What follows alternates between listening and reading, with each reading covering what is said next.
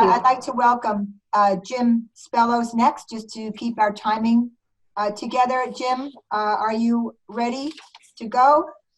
You always teach me something new, Jim. I've taken your Excel class about 20 times. I still don't know how to do the auto sum. So it's all yours, Jim. Thank you. Online, it's easier that way these days. Hey, everyone, welcome. First of all, the speakers in this session have been absolutely amazing. I give them all a round of applause for myself.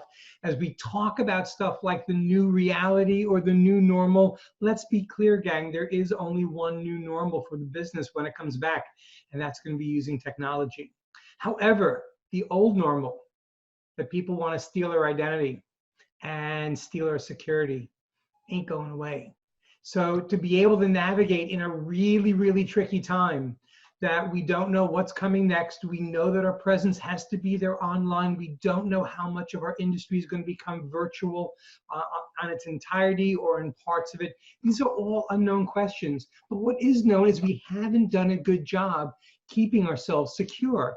We have not done a good job keeping ourselves protected. So what I want to do right now is launch a 3-question poll, just yes or no answers, and let's see what sort of answers we get to these questions. So it'll probably take a couple of seconds for the poll to get out there. The first question you're going to answer is, do you feel that you have not, and be careful of the wording, but do you feel that you have not done the basics to protect yourself online? The second question is, do you reuse passwords to help you remember them? And then the third question, which is sort of a follow-up slap in this, is have you ever used Google, Facebook, or any other website? And you might be a bit tongue-in-cheek in terms of this, but the reality of the conversation is that if you're answering yes to any one of those questions, you're digitally in danger. And that's what we have about 15 minutes or so to really cut to the basics on all of this. I don't see any responses. Poll might not have gotten out in there completely. So we're going to let that be right now. And what we're going to do instead is talk about the new normal as it relates to where we are right now. So you weren't secure already. Now what's happening? Well, it's pretty amazing when we think about what's going on out there.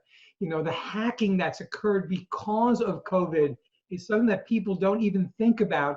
But now there's a new in for all of us to be able to get in danger. In fact, the World Health Organization talked about people who are sending out phishing scams, claiming that there's drug advice for the virus.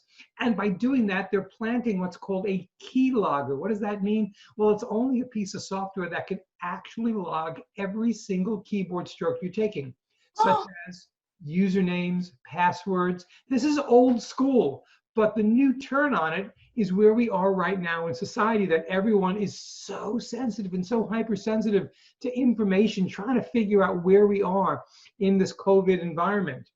And in fact, almost every organization is talking about the hiking of scams, and there's stuff that's going on with hacking, and people don't know how to do. My goodness, isn't it enough already? Oh yeah, then there's this one. And we're on Zoom today, and I think this is sort of a telltale information as to what we need and don't need to do. If you hadn't heard, Zoom about a week ago, end of last week, they were exposed in terms of some security flaws. And those security flaws, they used the word Zoom bombing, that people could jump into a meeting, really occurred primarily because we didn't know how to use the product. We didn't know how we can keep ourselves protected. And a lot of people, not us obviously, but a lot of people have ditched Zoom in this environment because of all of the privacy concerns that are out there. But if you remember one of the questions I asked right at the beginning, which is, have you ever used Facebook or Google or a website? Well, if you have, then you already have so much more violated your potential privacy and security than what will have happened here. I think we're misdirected in terms of how we're trying to approach our privacy and security. So the way I look at it, it's a balancing act. On one hand, we have all of the tools, both pre-COVID and post-COVID, that enabled us to have the conveniences that we like. Conveniences right now that are essential for us to be able to use our online tools to be able to access information and shop and be able to stay connected and have virtual cocktail parties with our colleagues so we can stay networked. But on the other hand, there's privacy. And we've always had that really weird relationship. Well, I'm okay being on Facebook because of what it gives me. We have to be even more aware than ever in terms of the privacy and the security. So let's talk privacy just for a second. A couple of things to put up here. Number one, I want to make sure you've all heard about retargeting. You've all experienced it. I know that. Because what occurs is you're talking with somebody, you're emailing with somebody, you're searching for something online, and 5 minutes later, you get an ad from them. How is that happening? Well, that's the whole digital privacy issue coming up and really biting us in the bottom, because all our information is being sold. And Tim Cook and a lot of people from Apple have said, if you're not paying for the product, you are the product. The bottom is that trade-off of information. So a lot of people have questions right now about the home devices. Alexa, Google Home, are they always listening? What's the truth there? The truth is, yeah, they are. And matter of fact, the funny thing is right now, my Alexa's sort of commenting on that because she heard her name.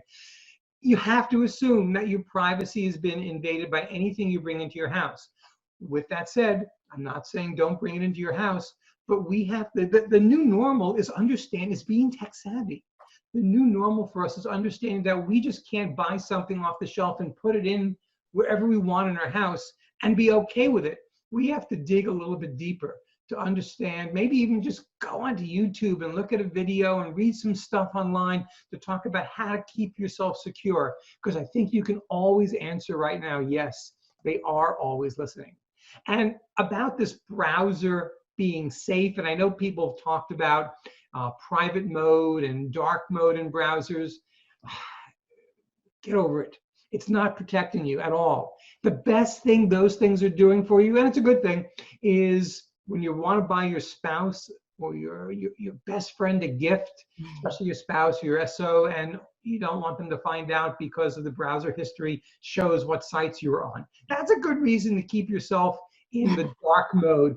Otherwise, it's not actually doing you any good, because your browser has a fingerprint that can be tied directly to you. There's an amazing site, and we don't have time to go over it now, called Panopticlick, where you can actually click on and it can tell you how unique you are.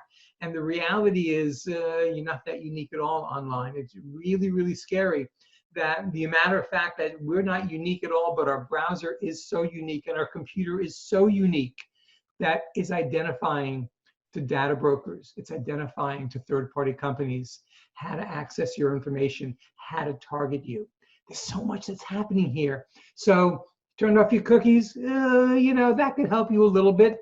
But let's just talk about how, just for 30 seconds, how to protect yourself from your browser. Most of us use Chrome. Some of us use Firefox. There is a browser called Tor out there that's sort of the browser of the dark web. And it is so difficult to track anybody on there. But if you decide to download it, you're going to look really creepy. I just wouldn't suggest it at all. But the bottom line is that's going to be the only way that you can get around all this information and make sure that your online searches and history is protected. Now, a couple other things you can do. You can disable Flash, which would be okay, but nobody uses it anymore, so don't even bother with that. You can disable JavaScript. And a lot of the viruses and the hacks that come in oftentimes can come in through a JavaScript from a website. The problem there is if you disable JavaScript, you're disabling the entire web. So hey, Jim, yeah. Could you define JavaScript for those of us who need a refresh? Sure thing. Well, a lot of people don't even know about it. JavaScript is one of 3 primary programming languages that really does enable the web. When people talk about the web and web design, they talk about, HTML and understanding how to code, but that doesn't create any interaction on a website. The only way that you could have, for example, a form that you want to get from your site that sends you an email, it's all based on JavaScript that's there. So it's sort of the behind the scenes tool that enables websites to be interactive. Which means if I go on to Diane's website and I want to book her for business down the road, if there wasn't JavaScript there, the likelihood is that the whole page wouldn't even work. So guess what? People might tell you, well, just disable your JavaScript. Not going to happen. You can go to privacy mode, but we've already poked holes in that reality. It's really not going to protect you. There are some good plugins. There are some tools out there. I use one called Privacy Badger that keeps my connection more private, and it does give you some help. But the reality from protecting yourself from your browser is being really aware of what you're using and how you're using it. With that said, Firefox has an update that they made to prevent this browser fingerprinting. So if you are a Firefox user, you may want to make sure you have the latest version, and we'll give you another level of security. But here's the thing, gang, we're looking the wrong way. And I posed it as a question, but this is reality. We are obsessed with our privacy, and I get it. But at the same time, we're not paying attention to our security. And that's what we need to spend the last couple of minutes talking about, what those tools are that can be solutions for you, because the types of attacks are amazing. If and when, I should say, when we get back to, we go to a coffee shop to do some business, or we go to a store, or we go to the airport where there's Wi-Fi that's public, very common type of attack, man in the middle, somebody just sitting there intercepting what you think is a direct connection to Starbucks website. And in reality, they're getting all your information. You can protect yourself from that. We'll get into that. Phishing scams, old school, hopefully you know about those, and hopefully you've never clicked one, but the reality is most of us have. What they call fileless attacks. Now the attacks are coming through JavaScript. They're coming through macros on Excel and Word. That's why your IT department always talked about disabling those, because those could be a conduit to get stuff dumped on your computer. And then there's a conversation about ransomware. If you haven't heard about it, this is where people tie up an entire organization's computers by putting a ransom note, usually with skull and crossbones and red screen, that says, if you don't pay us money, you're going to lose all of your files. And they literally lock everyone out of their files. Amazing. The image on the left is a really quick story of an Austrian 5-star resort that had a ransomware attack. Now, most organizations where an attack occurs, they don't make it public. They don't want you to know that it's happened. And by the way, it's happened to almost every single major hotel out there, no matter what they say. They're lying to you if they're telling you otherwise. But this hotel was interesting because the attackers didn't go after people. They went after the IoT, the Internet of Things. And what does that mean? That means the keys that were being used by cell phone to unlock the room doors. They got in there, they hacked the system, and all of a sudden, they locked everybody out of their room. I mean, people laugh when they hear about that story, but these folks had to pay the hackers immediately the ransom. And they actually then went public to say, look, this could happen in our industry. In fact, Vegas had an attack early on in January this year, and a lot of the strategies and the smart thinking of the IT folks saved them. The reality now, probably, gang, is the hacking is going to come and the ransomware is going to come even more and more to the individual people trying to get $20 here and $30 here. And oh, by the way, you're going to end up paying in Bitcoin. No worries, you don't know about it. They're going to teach you. They'll even have a help desk set up to make sure you can do that. So wait a minute. What do we do about that? John, you opening a cybersecurity, well, on the March 23rd program, we had T&M Protection Resources. They have a whole cybersecurity, but John, really, what do we do in that? There's another contract. Oh yeah, I mean, another contract paragraph. I'm sorry, I had to unmute for that one. Yeah, I mean, Jim and I used to program a lot of years ago, and one of the questions we always asked everybody is, well, I'm sure everybody in the room has read their Facebook contract before they hit the I accept. Similarly here, we hit things and we say I accept without having a clue what we're giving up in return. And now since GDPR in the European Union, anytime you go onto a website, they add, if this website has cookies, will you accept? And I bet 99.9% of us hit yes, I accept, without knowing what the devil we're getting ourselves into. So yeah, I mean, the key element here is a little self-protection, a little self-help, and a little self-awareness. John, the only thing I think you're wrong about is I think that percentage is too low. I think nobody actually goes out there. I know, I do, and I got a lot of time, as we all do right now. But you got to be careful when you see those. There are some cookies that can disable your actual interaction with the website. The cookies that you really want to focus on are the tracking cookies, the ones that are taking your information, selling it, and allowing that retargeting to occur. So words of wisdom, Paul McCartney said it in the song. I will say 4 words of wisdom. Think before you click on anything, because one click on an email that you get could put ransomware onto the computer system of you and your entire network. You're one click away from a disaster.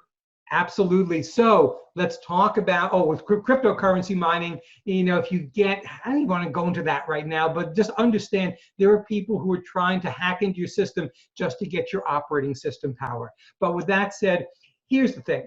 Have you ever been hacked? And I'm going to give you two possible answers. It'll be rhetorical right now. One answer is yes. The other answer is that yes, but I don't know it. Those are really the only two legitimate answers for this, because we've all had somehow a hacker try to get into our systems.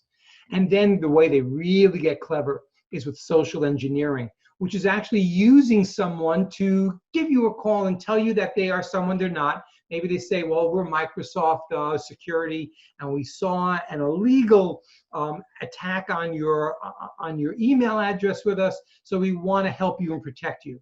Don't buy it.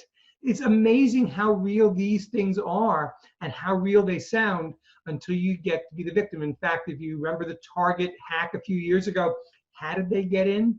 They got in because two people at the end of a Friday work week came to the organization and said, hey, we're heating, ventilation, and air conditioning repair, and we're here for our quarterly maintenance. They were let in, and 10 minutes later, guess what? The entire organization was hacked. So, by the way, on the way cool, way creepy scale, seriously way creepy when we start talking about that stuff. So a couple minutes, what are your solutions?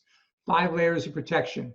Number 1, antivirus. We all have it. In the old days, if you were at a company, they would say that don't put an antivirus software on the computer. We already have that. That is absolutely correct. But for your own system, make sure you have one. And if you have one that's already installed, leave it there. Even if you don't like it, even if it's not the best one in the world, because it becomes very difficult to try to uninstall and install your antivirus solution of choice. With that said, this might be the least important of all the tools we're going to talk about. We're going to talk about anti-malware. Now, I don't make any recommendations, but I use a product called Malwarebytes that allows me, and let's see if we can just bring this up here, right here. Every day, it not only scans my computer, but on top of that, what it's going to give me is information that if someone tries to hack me and I click something stupid and they download something, it will block it, and a word we're all used to these days, quarantine it. So pretty amazing tool. It is premium. It'll cost you about $10, $15 a year, whether you use them or Previx or one of the other ones that are good that are out there. Once we do get back into the new normal, or the new reality, as John called it, we want to make sure that you are protected outside of your environment. VPNs, virtual private networks, are critically important anytime you are outside of the security of your home or your office. And even then, I'm a strong proponent of using virtual private networks. I use something called TunnelBear, and I've been using it for a long time. Passwords, oh my gosh. Okay, this is just one for you right here. 10 top passwords used last year. Let's sort them up. 123 was number 10. Number 9 was 111111. I hope none of your passwords are on here, friends. I love you is number 8. 12345 was number 7. 1234567 because that obviously has more security, was number 6. Going only to 7 digits was 5. The word password was the 4th most used password out there. QWERTY, how clever, top of the keyboard, going up to 9. And number 1, 1234556. If you see any of your passwords on that list, just reach out to me immediately. We have to have a long talk. The reality is that because of the availability online, I know your home router password because I can guess it from a site called routerpasswords.com. And if you forgot your Wi-Fi password, don't worry about it, because in your system, I can put 2 commands in there and get all of your passwords. Yikes. So you're using a password manager? You should. I use something that's called Dashlane. A lot of people use LastPass, which you need to know, single master password. And if you do that, all of your passwords should be almost impossible to get through. 2-factor authentication. I use it all the time on Facebook. I make sure that not only do I log in with my username and password, but there's a second step. Sometimes they call it 2-step or 2-factor. The tool Authy, A-U-T-H-Y, can give you that for multiple websites, even if it's not built into the service. Within Facebook, I use 2-factor authentication code generator. So it's a pain in the butt, and every time I log on using my laptop computer, I have to get that 6-digit number, but it is going to protect me. By the way, as we're trying to get this done on time, you got to make sure that those system updates get installed. They are called zero-day exploits, and what that means is that the bad guys have found an opening into your system that the good guys haven't protected yet. So a 0-day exploit is oftentimes offset by those annoying Windows updates that says now restart your computer. I know you don't want to do it right now, but if you have the opportunity, immediately do so. If not, make sure you have that installation done ASAP. It will actually prevent a lot of potential problems. So is this your approach to security? A wide open backdoor? Let's leave with a security scorecard. Okay, so you can take this test. I'm going to put 70 as passing. If you use an antivirus product installed and always running, give yourself 10 points. If you have an anti-malware, give yourself 10 more points. And if you always use a personal VPN, you get 15 points, 35 points right there for those 3 things. And I can almost guarantee you, as I see some of the heads nodding, now most people aren't using that. If your auto updates are on, 15 more points. If you use Apple products, pat yourself in the back and say you're gonna get nothing at all, because we talked about social engineering. We talked about the fact that it doesn't matter how good the device is, you're actually the gatekeeper there. Downloading apps from official apps, oh, the password manager, 10 points. Apps from app stores, only get them from the Google Play Store or the iStore. Otherwise, you're opening yourself up to really being in danger. If you get that email that has a link that says, oh, watch this cool video, don't do that. Give yourself 10 points if you never click on those links. Updated version of your browser will give you 5 points. 2-step authentication, I'll give you 10 points. If nobody else ever uses your device, I'll even give you 5 points. The reality is, this is 100 points. And if you got 70, that's great. The reality is you haven't, so I'll give you some bonus points. If you got lots of common sense, that's great, and I will give you absolutely nothing for that, because we know how easy it is to get around there. If you're using Internet Explorer, please take away 10 points. You're really doing damage to your protection. Any kids under 21 using your computer, take away 25. Your parents using it, another 25 is gone. If they're both using it, even now, get a new computer, because you are just in deep sneakers. So your takeaways from a very short privacy and security is you're way too vulnerable, but tools like a VPN, a password manager, some sort of antivirus and anti-malware, and some of those do include anti-ransomware and crypto mining. Keep your system updates turned on, and common sense does help sometime. Do stay safe. That's not my social security number. Obviously, that wouldn't be a good thing these days or any day, but I'm going to turn it back to Diane. Any questions that were out there about security? Jim, no, because there was just so much to take in, and I know, would you mind sharing now? You're going to share your PowerPoint with us?